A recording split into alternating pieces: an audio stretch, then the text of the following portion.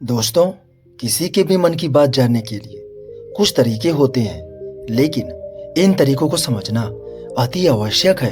यदि आप इन तरीकों को समझ लेते हैं तो आप किसी के भी मन की बातें बड़े ही आसानी से जान सकते हैं, समझ सकते हैं। तो चलिए इसे एक बौद्ध कहानी से समझते हैं कि किस तरह से आप दूसरों के मन की बातें जान सकते हैं, समझ सकते हैं। एक बार एक शिष्य एक दिन अपने गुरु के पास गया और उनसे पूछा, हे गुरुदेव, कैसे पता चल सकता है कि दूसरे लोगों की मन की बातें क्या है?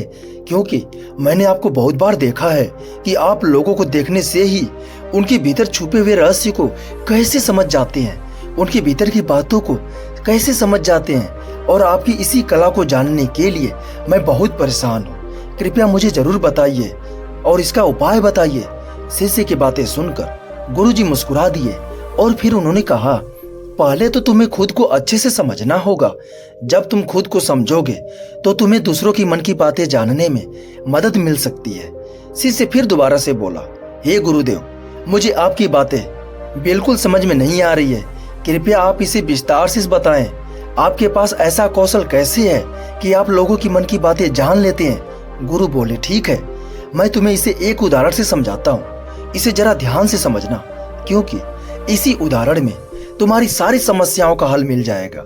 इसके बाद कहानी शुरू करते समय गुरु ने एक बाल को उठाया और शिष्य से कहा, ये जो बॉल है जो मेरे हाथ में है, जरा तुम इसे बताओ कि इसकी रंग क्या है? शिष्य बहुत सोचने के बाद उत्तर दिया और कहा, शायद यह बाल गुलाबी हो सकता है। शिष्य की बात सुनकर गुरु मुस्कुराते हुए बोले, बेटा, यह बॉल खाली है और इसकी कोई रंग नहीं है। शिष्य बोला, हे गुरुदेव, यह खाली कैसे हो सकता है और यह तो रंग बिरंगा दिख रहा है। गुरु बोले, बेटे, इस बॉल के बाहरी दृश्य को मत देखो। इस बाल का रंग खाली है क्योंकि यह केवल एक गोला है जिसके नीचे में खोखलापन है। कोई अंतर्निहित रंग नहीं है। यहाँ से तुम्हें दो चीजें सीखने को मिलती है। पहला, शब्दों के पीछे छिपी भावनाएं। अक्सर लोग अपनी वाणी से नहीं कह पाते जो वास्तविकता में महसूस कर रहे होते हैं। इसीलिए हमें कोशिश करनी चाहिए कि हम उनके शब्दों के पीछे छिपी भावनाओं को पहचान सके। दूसरा, आंतरिक सत्ता और रंग। बॉल की खाली और अदृश्य दिखावट के पीछे उसकी आंतरिक सत्ता छिपी होती है। यहाँ से हम यह समझ सकते हैं कि हमारी आंतरिक मौन सत्ता कुछ अलग है, लेकिन हम बाहरी दुनिया की परत की वजह से हम भीतर की तरफ देख ही नहीं पाते। इसलिए जब हम खुद के भीतर देखने की कोशिश करेंगे तब हम दूसरों के भीतर को भी देख पाएंगे।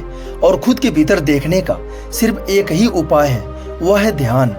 गुरु की ज्ञान भरी बातें सुन शिष्य समझ चुका था और उस दिन के बाद उसने अपने जीवन में ध्यान और मेहता भावना का अभ्यास करने लगा। अगर बात करें मेहता भावना की, तो मेहता भावना बुद्ध के उपदेशों में से एक है, जिसका मतलब होता है मैत्री की भावना या सहानुभूति की भावना। यह ध्यान की प्रैक्टिस होती है जिसमें व्यक्ति अपने मन में प्रेम और सहानुभूति की भावना विकसित करता है और फिर उसे दूसरों के साथ साझा करता है। इस कहानी में गुरु ने मेहता भावना की प्रैक्टिस को दिखाया है जब उन्होंने बाल को उठाकर अपने शिष्य के पास दिया और कहा कि इसका रंग क्या है। जब शिष्य गलत उत्तर दिया तो गुरु ने उसे बताया कि इसका रंग खाली है और वास्तव में कोई रंग नहीं है। इससे शिष्य को यह सिखाने का प्रयास किया गया कि हमें सभी मनुष्यों के अंतर मन की पहचान करके उनके साथ व्यवहार करने में सहायता करनी चाहिए और मेहता भावना के माध्यम से सभी के प्रति प्रेम और सहानुभूति बनाए रखनी चाहिए। तभी हम उनके भीतर को समझ पाएंगे। और इसीलिए शिष्य ने गुरु के द्वारा बताई गई शिक्षा से ध्यान और मेहता भावना की प्रैक्टिस करने लगा। उसने खुद को समझने की कोशिश की और व्यक्तिगत ध्यान की प्रैक्टिस की। एक दिन शिष्य भिक्षा मांगने के लिए गांव में जा रहा था। वहां एक साधु मिला।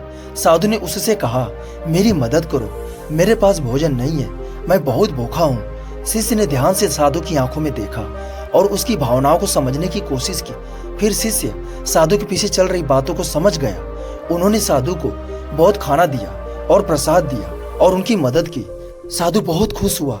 शिष्य ने उस दिन सीख ली कि दूसरों की भावनाओं को समझने के लिए ध्यान और समझदारी की आवश्यकता होती है। इस कहानी से हमें यह सीख मिलती है कि सबसे पहले हमें अपने आप को समझना होता है, अपने भीतर की भावनाओं और विचारों की पहचान करनी होती है। ध्यान और मेहता भावना की मदद से हम अपने अंदर की चमत्कार को समझ सकते हैं। जब हम अपने भीतर को समझ जाएंगे तब हम दूसरों को भी समझने लगेंगे। दूसरों की समझ करने के लिए हमें उनकी भावनाओं और विचारों और कष्टों की पहचान करनी चाहिए।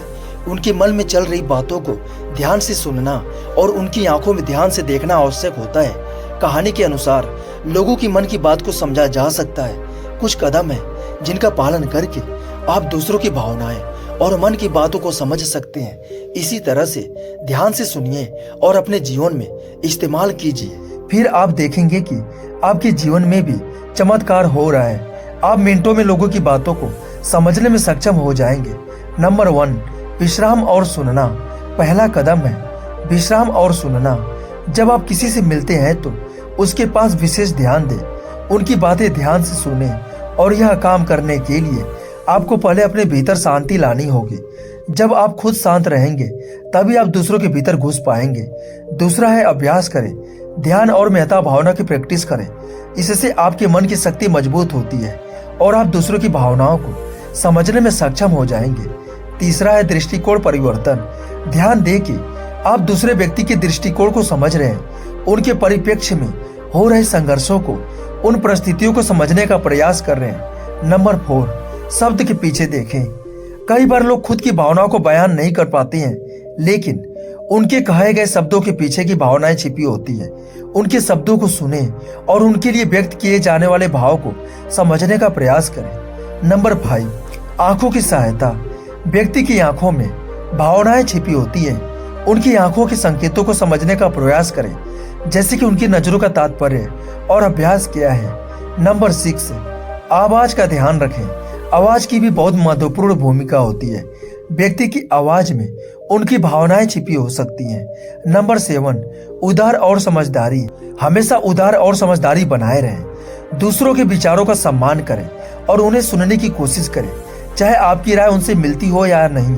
नंबर 8, पूछें। अगर आपको किसी व्यक्ति की भावनाओं को समझने में कुछ कठिनाई हो रही है तो सही सवाल पूछने में न हिचकिचाएं, क्योंकि व्यक्ति से खुलकर बातें करने का माध्यम मिल सकता है। नंबर 9, शांति और समय। दूसरों को समझने के लिए शांति और समय का महत्व होता है।